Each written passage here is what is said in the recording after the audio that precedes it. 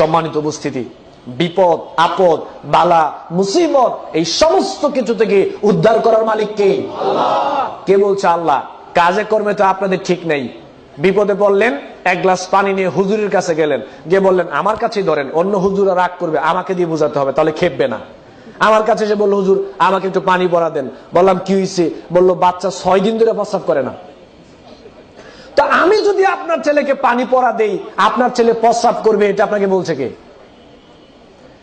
আমি হুজুর যদি আপনার ছেলেকে পানি পড়া দেই, আপনার ছেলের বিপদ আপদ কেটে যাবে, মাথা ব্যথা বন্ধ হয়ে যাবে, এটা আপনাকে বলছে কি? একটা দলিল দেন তো পারলে দেখান।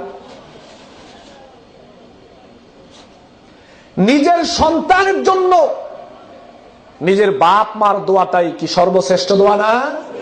আপনার সন্তান বিপদে পড়েছে, আপনি সালাতে দাঁড়ান, আপনি এক গ্লাস পানি নিয়ে সূরা ফাতিহা পড়ে আপনি ফু দিয়ে বাচ্চাকে খাওয়ান, ভালো হওয়ার সম্ভাবনা আছে না ভাই? কিন্তু আমি পানি পড়া দিলে ভালো হবে, এটা আপনাকে বললো কে? আজকে কিছু গোমর পাস করে পরে যাব। আজকে আমাদের কিছু গোমর পাস করে পরে এখান থেকে যাব। দেখেন, আপনাকে আমি পানি পড়া দিই, পানি পড়ার সময় দেখবেন পরে আস্তে আস্তে ফু দেওয়ার সময় এটা জোরে একটা ফু দেয় না, পরে আস্তে ফু দেয়, ফু জোরে দেয় পরে আসতে কেন? এটা একটা গোমর আছে, যেটা আসতে পরে এটা যদি জোরে পড়ে আর আপনি যদি শুনতে পারেন, তা আপনি হুজুরকে বলেন দূর মিয়া, এটা তো আমিই পারি, আমার দেবইরা আমি ফু দিব, আপনার লাগতো না। হুজুর পরে সূরা ফাতিহা আর কিচ্ছু না, শুধু সূরা কি পড়ে? ফাতিহা পড়ে। আবার খেয়াল করেন, আপনাদের কিছু সমস্যা আছে। সেই দিন একটা আমাকে বললো যে হুজুর আমার বাপ মা তো মারা গিয়েছে, কয়েক বছর হয়েছে, তো হুজুর আমার বাপ মার জন্য একটু দোয়া করতে হবে, চলেন। আমি বললাম কি ব্যাপার, আপনার বাপ মা কি এখনো জান্নাতে যায় নাই? প্রত্যেক বছর তো আমাদেরকে নিয়ে দোয়া করান জান্নাতে পাঠানোর জন্য, তার মানে এখন দোয়া করলে বোঝা যাচ্ছে যে আসলে জান্নাতে যায় নাই। কয় ভাই এটা কি বললেন? বললাম যে ভাই এত বোকামি করেন কেন?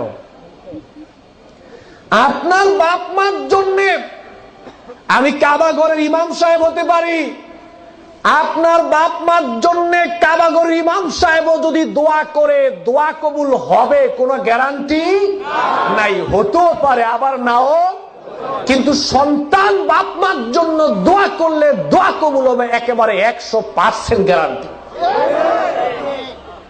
আপনি আপনার বাপ মার জন্য আমাকে দোয়া করতে বলেন কেন? লজ্জা লাগে নিজের বাপ মার জন্য দোয়া করতে? আচ্ছা আরো কথা, এবার আপনি দেখেন কতগুলো ঝামেলা এখানে। আপনি আমাকে বললেন দোয়া করার জন্য, আচ্ছা ঠিক আছে আপনার বাপ মার জন্য আমি দোয়া করব। এবার আপনি আমাকে বাড়িতে নিয়ে গেলেন খাওয়ানোর জন্য, এবার বাড়িতে পেট ভরে খাওয়াইলেন, খাওয়ানোর পরে এবার আমি আপনার বাপ মার জন্য দোয়া করছি, আপনার সামনে খাড়া। বাস্তবতা বাংলাদেশে যা চলেছে এখন চলছে, আপনার সামনে খাড়া, এখন আমি আপনার বাপ মার জন্য দোয়া করছি। দোয়াতে কি কান্না যে হুজুরে কাঁদে, নিজের বাপ মার জন্য হুজুর কাঁদে না, হুজুর আপনার বাপ মার জন্য কাঁদে। আসলে কাঁদে না, পুরোটাই অ্যাক্টিং, একটাও কাঁদে না, চোখ দিয়ে একটুও পানি আসে না কারণ আমি নিজে জানি না। এরপরে আপনি সামনে দাঁড়ানো বলছেন হুজুর দোয়া করেন বাপ মার জন্য। এই যে দোয়া ধরে 15 মিনিট আপনার সামনে হুজুর আপনাকে আপনার বাপ মার জন্য দোয়া করছে, কি সুন্দর দোয়া যে করছে, একেবারে দোয়া করতে করতে এমন অবস্থা হয়েছে যে বুঝা গেলাইছে মনে হয় জান্নাত গেছে, আর একটু বাকি আছে। এই যে দোয়াগুলো বললো একটাও দোয়া না, সব খালি আপনারা ফার্ম দিছে, কিছুক্ষণ পরে তো পকেটটা ভরে দিতে হবে। কেন বলছি কথাটা দেখেন, এই কথাটা বলতাম না। হুজুরের বাপ মার জন্য দোয়া করাইতে গিয়ে কয়দিন আপনাদেরকে দাওয়াত দিয়ে হয়েছে? কেন খাওয়ায় না? হুজুরের বাপ মার জন্য দোয়া করার জন্য কেন আপনাদেরকে একদিনও দাওয়াত দেওয়া হয় না? আমরা হুজুররা ভালো করে জানি আমগো বাপ মার জন্য আমগো দোয়াটাই কাজে আসবে, আমনে করে আসবে না। আপনারা বুঝেন না, আমগো দোষ নাই, হুজুরগো দোষ নাই, বুঝেন না তো আপনারা। হুজুররা কি করবো? হুজুররাও তো ঠেলায় পরে চাকরি চলে যাবে, বিদায় যেতে হয়। এখন আপনারাই তো হুজুরদেরকে বাধ্য করেন, দায়ী আগে আপনারা। এরপরে দেখেন হুজুরের দোয়ার প্রতি আপনি এত নির্ভরশীল, আপনি তো বুঝতে পারেন না। আমি বক্তব্য দিচ্ছি, আপনি জানেন আমার ইনকামটা হালাল না হারাম? জানেন আমার ইনকাম হারাম হলে মরার আগ পর্যন্ত দোয়া করলে আমি দোয়া, আমার হুজুরের দোয়া কবুল হবে না।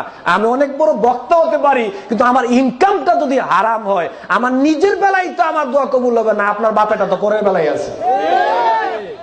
আপনি জানেন আমি শিরিক করি কিনা? জানেন আপনি? আমি শিরিক করলে আমার দোয়া কবুল হবে না, মৃত্যুর আগ পর্যন্ত দোয়া করলে দোয়া কবুল হবে। আমি বেদাত করি কিনা আপনি জানেন? আমার বাপ মার সাথে সম্পর্ক ভালো না মন্দ আপনি জানেন? বাপ মার সাথে যদি আমি হুজুরের সম্পর্ক ভালো না থাকে, আমি হুজুর সারাদিন দোয়া করলে দোয়া কবুল হবে? রিদার রব্বু ফি রিদাল ওয়ালিদি ওয়া সাখাতার রব্বু ফি সাখাতাল ওয়ালিদি। রাসূল সাল্লাল্লাহু আলাইহি ওয়াসাল্লাম বলছেন যে এই সন্তানের বেলায় বাপ মা সন্তুষ্ট, আল্লাহ ওই সন্তানের প্রতি সন্তুষ্ট। এই সন্তানের প্রতি বাপ মা অসন্তুষ্ট, আল্লাহ সন্তানের প্রতি অসন্তুষ্ট। তো আল্লাহ যেই বেড়ার প্রতি অসন্তুষ্ট, সেই বেড়া দোয়া করলে দোয়া কবুল হইব? বুঝেন না আপনারা, আপনারাই বুঝেন না। হুজুরদেরকে দোষে লাভ নাই, দোষ আগে আপনাদের। এই বিশ্বাসটা মন থেকে তুলে নিতে হবে যে যে কোনো দোয়ার বেলায় খালি হুজুরের দোয়া লাগবে, হুজুরের দোয়া লাগবে। সেদিন এই মোহাম্মদ আলী ভাই দেখলাম একটা প্রোগ্রামে সুন্দর কথা বললো যে সব দোয়ার সব মোনাজাতে খালি হুজুর লাগে, তো স্ত্রী সহবাসের দোয়া নেন না কেন? সব দোয়ায় যে খালি আপনার হুজুর লাগে।